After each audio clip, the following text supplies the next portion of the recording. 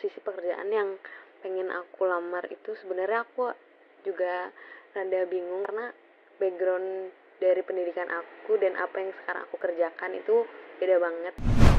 Kalau misalnya kita mau seperti Alvira mau berada gitu kan, mau apply satu posisi yang pekerjaan sekarangnya tuh beda gitu. Pekerjaan sekarang tuh beda dengan apa yang mau dia apply. It is okay, it is very common di Indonesia, bahkan di luar negeri pun sama. Kenapa? Karena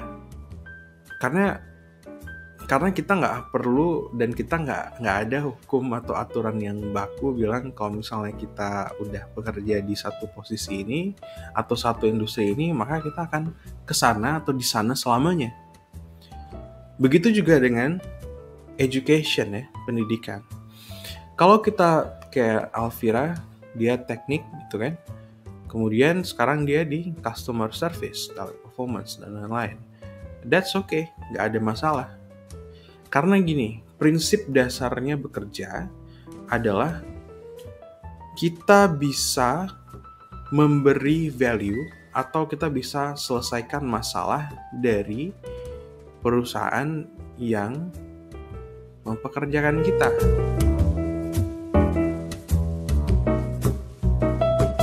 Ya kan? Masalah tuh pasti ada, problem pasti ada di setiap posisi. Kalau tidak ada masalah, maka tidak akan ada posisi, ya kan? Perusahaan butuh orang yang bisa menyelesaikan masalah di divisi tersebut. Kalau misalnya dia punya masalah untuk kasih service atau kasih answer terhadap service atau produknya dia, maka dia membutuhkan seorang customer service atau team of customer service. Kalau dia butuh tahu gimana performa bisnis selama 1 bulan ke belakang, 1 quarter, 1 semester, 1 tahun ke belakang. That's why perusahaan membutuhkan accountant, gitu kan, dan lain-lain. So, itu adalah masalah. Jadi masalah itu, pertanyaannya adalah apakah masalah itu bisa kita selesaikan apa enggak. Nah, ada beberapa kriteria tersendiri yang bisa mengindikasi kalau orang ini cocok atau kurang cocok untuk bisa menyelesaikan masalah tersebut. Salah satunya adalah edukasi, yang kedua adalah pengalaman, yang ketiga adalah skills. Keempat, kelima, dan lain-lain itu banyak seperti personality, culture, dan lain-lain. Nah, pertama dulu nih ya. Pertama adalah pengalaman.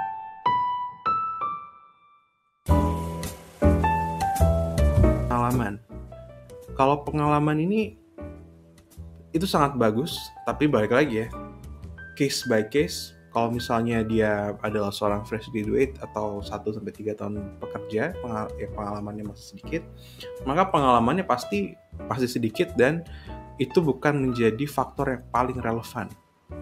Pengalaman itu misalnya nyarinya admin, atau jangan admin lah, nyarinya CS gitu kan, maka harus ada pengalaman CS selama 1 tahun. Loh gimana? Kan kita masih fresh graduate, belum ada pengalaman. So pengalaman ini biasa untuk orang-orang yang 1-3 tahun pertama kerja itu tidak begitu menjadi major factor. Tapi yang menjadi major factor adalah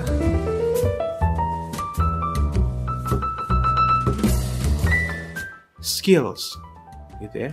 Skillsnya gimana? Skillsnya apakah ketika dalam customer service itu membutuhkan sets of skills gitu kan, skill set tertentu. Misalnya harus bisa ngobrol dengan baik, yang kedua harus bisa mendengarkan dengan aktif gitu ya, dengan baik, kemudian harus bisa under pressure, harus achieve target, dan lain-lain.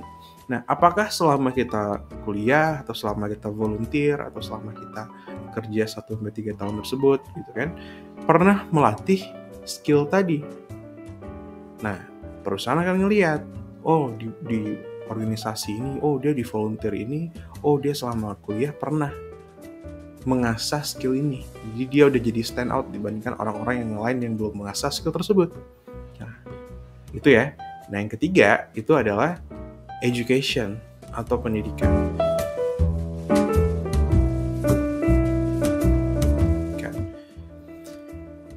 Sekarang nggak begitu, kalau misalnya posisi-posisinya itu kayak customer service, kemudian posisi-posisinya itu nggak begitu teknik gitu kan, nggak kayak dokter, lawyer, segala macam. It doesn't matter kalau misalnya cross major gitu ya, dengan apa yang kita lamar. Banyak banget teman-teman saya dan kandidat-kandidat yang pernah saya tempatkan atau saya kenal, bahkan they're really good gitu ya, they have a good outstanding performance dalam bekerja, itu bukan dari degree yang mereka punya gitu. And it doesn't even matter gitu kan. Asalkan kita bisa mempunyai logika berpikir, kerangka berpikir gitu kan, cara mendeduksi dan kerangka berpikir yang baik gitu. Karena kalau menurut saya pribadi, kuliah itu untuk mengasah hal-hal yang tadi gitu.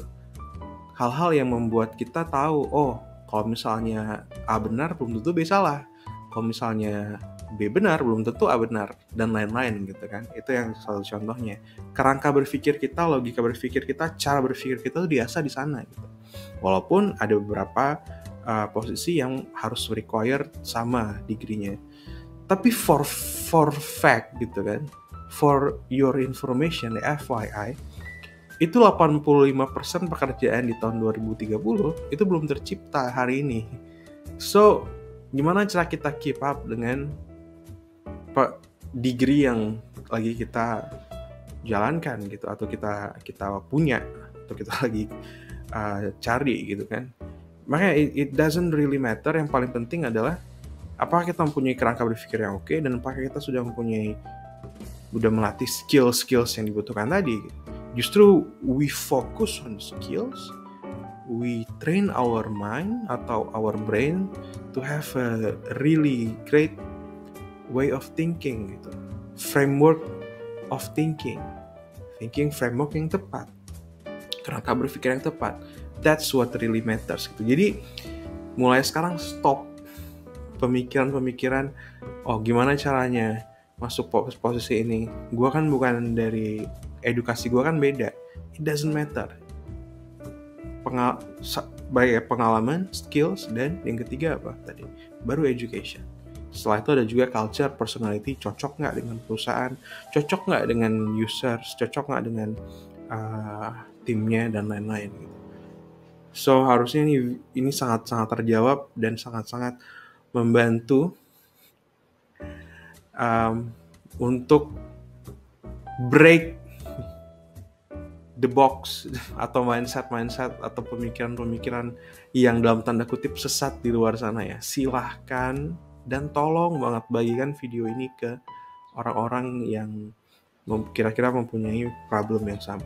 Jadi kesimpulan, kalau misalnya Anda mau bekerja ke bidang yang berbeda, kalau misalnya jurusan kuliah yang lalu itu juga beda, adalah yang pertama, kita harus mengerti dulu tuh prinsip dasar bekerja itu apa, yaitu menyelesaikan masalah yang dialami perusahaan. Kalau tidak ada masalah, maka tidak akan mungkin mereka membuka lowongan kerja.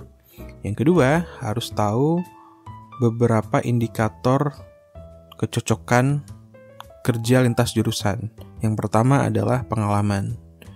Apakah pengalaman cocok? Yang kedua adalah skill set, kemampuannya, skill-skillnya. Yang ketiga adalah pendidikan.